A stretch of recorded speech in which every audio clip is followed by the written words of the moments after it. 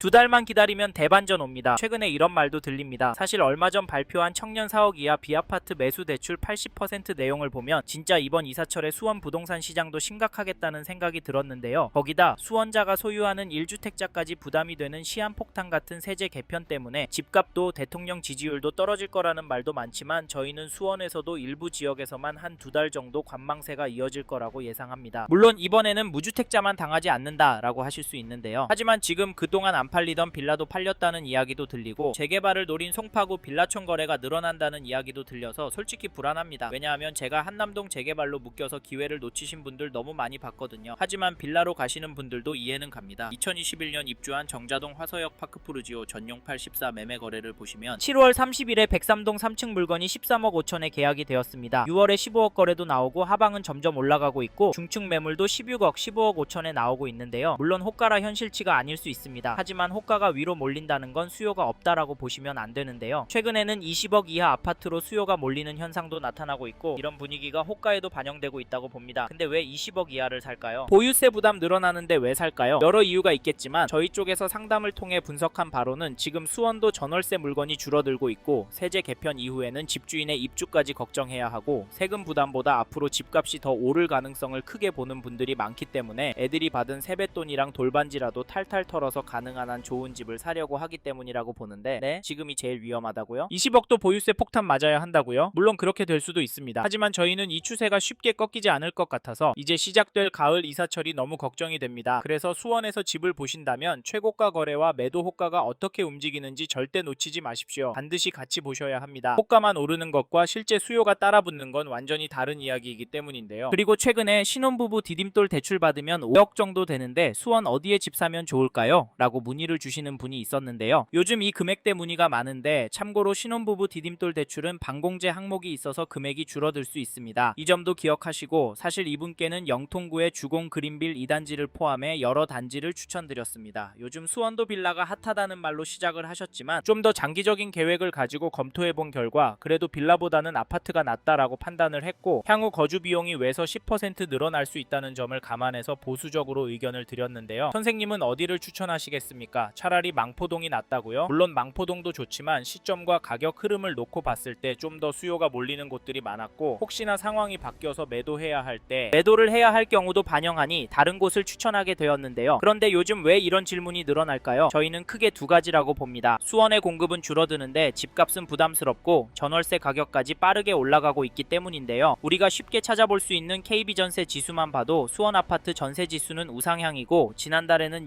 0.425% 올랐습니다. 사실 중요한 건 수원도 편차가 큰 지역이고 수요가 집중되는 지역이라 전세가는 더 오를 수 있다는 말인데요. 실제로 2021년 12월 입주한 곡반정동의 수원 하늘채 더퍼스트 2단지 전용8 14 전세거래 내역을 보시면 8월 5일에 최고가 5억을 찍었는데요. 추세가 계속 오르고 있습니다. 그런데 앞으로 더 오를 것 같아서 걱정이 되는데요. 왜냐하면 권성우의 전월세 매물이 많이 줄었기 때문입니다. 물론 최근에 약간 반등하긴 했지만 이 정도 흐름이면 공격적으로 보면 이번 이사철의 4에서 5천은 오를 수도 있을 것 같은데요. 물론 이번에 보유세 개편 때문에 떨어질 것 같은데요 라고 하시는 분도 있지만 지금처럼 전세 물건이 부족하고 신축 공급 부족에 대한 불안이 이어지고 그 결과 이번 세제 개편이 서울의 주거비 부담을 더 키운다면 오히려 가격 부담이 낮은 수원의 단지들은 반사이익을 받을 가능성이 있다고 봅니다. 참고로 요즘 수원에서 살 수 있는 건 만도천운이다 라는 이야기까지 들어봤습니다. 물론 세제 개편으로 두 달만 기다리면 집값이 떨어질 단지도 있겠지만 그것만 믿고 관망만 하시지 말라고 말씀을 드리는데요. 그렇다고 아무데나 잡으시면 안 됩니다. 특히 앞에서 말씀드린 빌라는 정말 길게 보고 접근하셔야 하는데요. 그런데 수원 아파트를 보시는 분들도 이제 하나 더 보셔야 하는 게 바로 월세입니다. 수원 전체 월세 지수도 계속 상승하고 있고 전기 대비는 1.839% 올랐는데요. 실제로 2019년 1월 입주한 망포동의 영통 아이파크캣을 2단지 전용8 14는 8월 13일 19동 보증금 5억 7천에 월세 30만원의 갱신이 나왔고 매매 가격은 11억 7천 신고가를 찍고 전세 가격도 우상향하고 있는 모습이 나오고 있습니다. 그리고 지금 나온 매물도 보시면 특히 임차인의 부담이 점점 커지고 있다는 게 느껴지실 텐데요. 차라리 다 정리하고 이민이나 가는 게 나을까요? 근데 왜 이런 현상이 나타날까요? 저희는 이 상황을 전세 매물이 부족하기 때문이라고 봅니다. 불과 1년 전만 해도 수원의 전월세 물량은 지금보다 훨씬 넉넉했고 가격도 충분히 조율할 수 있는 수준이었는데 최근에는 전세 매물이 눈에 띄게 줄어들면서 전월세뿐 아니라 매매 시장에도 영향을 주고 있는데요. 실제 상담을 해보면 집주인이 월세만 50만원 올려달라고 연락 왔어요. 아직 저한테 기회 기회는 있을까요? 이런 문의가 늘어나고 있어서 전세도 부담스럽고 월세까지 계속 오른다면 차라리 대출을 받아 내 집을 사겠다고 생각하는 분들도 늘어날 수 있습니다. 그래서 저희는 이런 임차 수요 중 일부가 점점 매수하는 쪽으로 움직일 가능성이 있다고 보는데요. 계속 집을 알아보신 분이라면 분위기만 보고 결정하시지는 않았으면 좋겠습니다. 오히려 차분하게 장기적인 시장 흐름과 선생님의 현금 여력, 앞으로의 계획을 함께 보시길 추천을 드리는데요. 그래서 지금 수원에서 집을 보신다면 최소 5년 이상 실거주 한다는 생각으로 접근하시고 보유 현금과 대출 가능 금액, 입주 후 생활비까지 보수적으로 계산해 보십시오. 다음으로는 수원 안에 영통구 집값은 왜 이런 흐름이 나타나고 있는지, 앞으로 어떻게 접근하는 것이 좋을지, 거래량과 주요 단지 가격을 함께 보면서 설명드리겠습니다. 도움이 되시면 구독도 부탁드릴게요.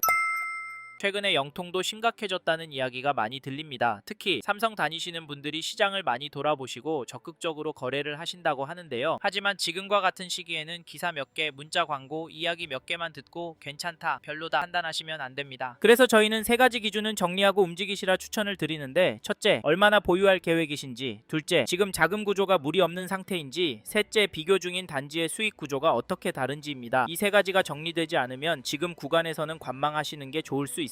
영통구의 아파트 거래량을 보시면 5월에는 703건 계약이 나왔고 6월에는 현재까지 286건 계약이 나왔습니다. 지금 시점에서 6월 거래는 500건은 넘을 거라고 보는데요. 이런 상황에서 가격이 가능할까요? 그러면 시간을 갖고 더 지켜봐야 하는 걸까요? 물론 그럴 수도 있습니다. 하지만 영통구도 실거주 수요가 꿋꿋한 지역이라 관심을 갖고 지켜봐야 하는데요. 왜냐하면 서울 신축 공급 부족과 양극화 현상, 거기다 영통 안에서도 전월세 매물 부족 이슈가 심각해져서 결국 이 수요가 이 안에서의 매매로든 영통구밖에 가격 경쟁력이 좋은 동네로든 이동할 거라고 보기 때문입니다. 그래서 영통구도 한쪽으로 치우쳐서 보시질 않으셨으면 좋겠고, 영통구의 KB 매매 지수도 찾아보니 영통구도 여전히 상승하는 추세와 더불어 전주 대비 0.235% 상승한 것이 확인되고, 전세 지수도 보시면 전주 대비 0.237% 올랐는데요. 영통구는 전세 지수도 매매 지수도 월등히 오르고 있습니다. 이건 뭘 의미하는지 아시죠? 이에 더해서 영통구의 전월세 물건들이 전체적으로 줄어들고 있기 때문에 매매가 가격이 더 오를 가능성도 있습니다. 이래서인지 요즘 영통에서 살다가 오산이나 화성으로 넘어가는 분들 이야기 들려오는데요. 직장과 거리가 나쁘지 않다고 하시지만 다시 수원권으로 들어오실 수 있을지 걱정되는데요. 솔직히 웬만하면 이런 선택은 신중하게 하셨으면 좋겠는데요. 왜냐면 수원은 사놓고 기다리면 결국에는 오를 곳이라는 인식은 여전하기 때문입니다. 물론 떨어질 가능성도 있다곤 하지만 영통구는 교육은 물론 자체 생활 인프라도 좋고 영통 안에 대규모 일자리인 삼성전자도 있어서 수요가 꿋꿋한 단지들이 많기 때문에 장기적으로 영통구를 보신다면 수익이 괜찮을 거라고 예상을 하는데요. 게다가 이 단지도 보시면 2019년 3월 입주한 1783세대 규모 단지 영통 아이파크 캐슬 1단지 전용 59 거래 내역을 보시면 6월 23일에 109동 22층 물건이 9억 9천의 신고가 거래를, 6월 5일에는 114동 20층 물건이 9억 7,400에 계약이 되었습니다. 여기 가격은 어떠신가요? 안타깝지만 이 단지 가격은 오르고 있습니다. 더 놀라운 건 이런 단지들이 영통구 안에 여전히 많고 늘어나고도 있다는 점인데요. 집값이 너무 비싸니까 여기도 전월세 찾는 분은 여전한 것 같습니다. 그럼에도 영통구에 집을 사는 분들이 있는데 그분들은 도대체 왜 집을 사는 걸까요? 여기서 좀 더 기다리면 가격이 떨어질까요? 저희는 솔직히 오를 것 같습니다. 혹시 선생님께서 기다리면 될 거라 생각하시면 이번 텀이 지나면 수원은 더 올라서 내 집 마련 쉽지 않을 것 같아서 그냥 내 집은 포기하시고 가성비 좋은 곳으로 전세 들어가셔서 마음 편하게 돈 쓰시고 사시길 추천을 드리고 있는데요. 근데 그동안 집값 오르는데 내 전세값 얼마 오를까? 집주인이 들어오는 건 아닐까? 가슴 졸이고 있는 것도 버티기 힘듭니다. 왜냐면 영통구 한번 오르면 3천씩 오르니까요. 사실 이게 현실이 될 것 같아서 저희는 선생님께서 영통 안에 관심이 있는 단지가 있으시다면 적극적으로 움직이셨으면 좋겠습니다. 아셨죠? 그리고 저희 말에 공감하시는 분이라면 지금 영통구 안에 이 단지 흐름은 꼭 체크해 보십시오. 그게 어디냐면, 죄송합니다. 잠깐 3초만 내주셔서 구독 부탁드립니다. 구독 눌러주시는 여러분 대대손손 부자 되실 텐데, 왜냐면 유익한 부동산 정보로 돈 버실 테니까요. 댓글 상단에 있는 카카오 채널도 추가해 주시면 마청풀에서 드리는 분양 정보, 급매 물건 정보도 받아보실 수 있습니다. 마청풀 카카오 채널도 추가 부탁드릴게요.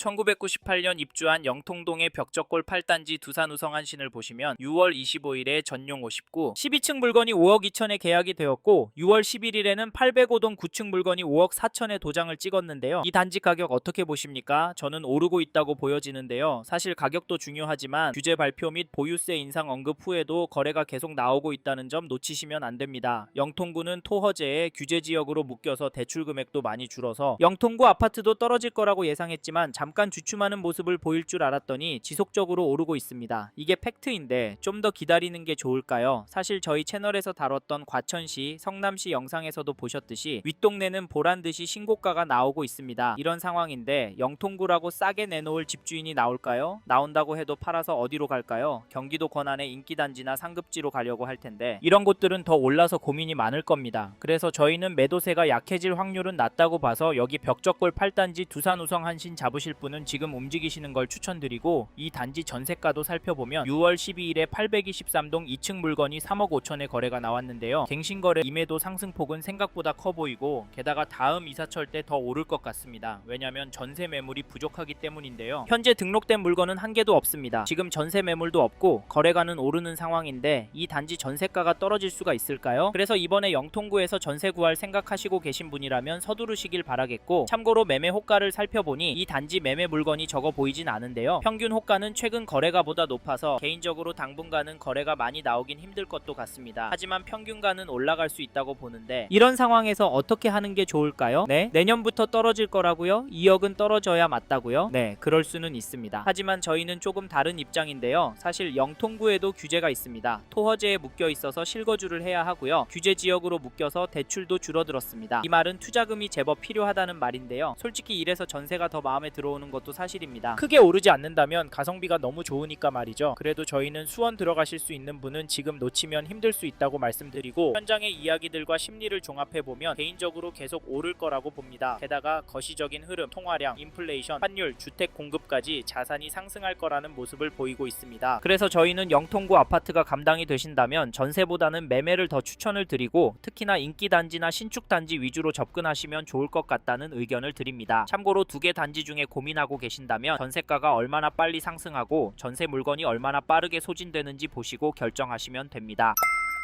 이번 영상에서 경기도 수원시 영통구 아파트 현황과 앞으로 어떻게 될지에 대한 저의 생각을 말씀드렸습니다. 관심이 가신다면 영상이 끝나고 이 지역에 대해 좀 더 검색해 보시길 바랍니다. 이번 영상에서 언급된 내용들에 대하여 좀 더 궁금하신 내용이 있으시다면 댓글로 남겨주세요. 최대한 빠르게 답변을 드리도록 하겠습니다. 다음 영상에서도 부동산 투자에 도움이 되는 정보 나누어 드리도록 하겠습니다. 구독과 좋아요 그리고 알림 설정 부탁드립니다. 감사합니다. 좋은 하루 보내세요.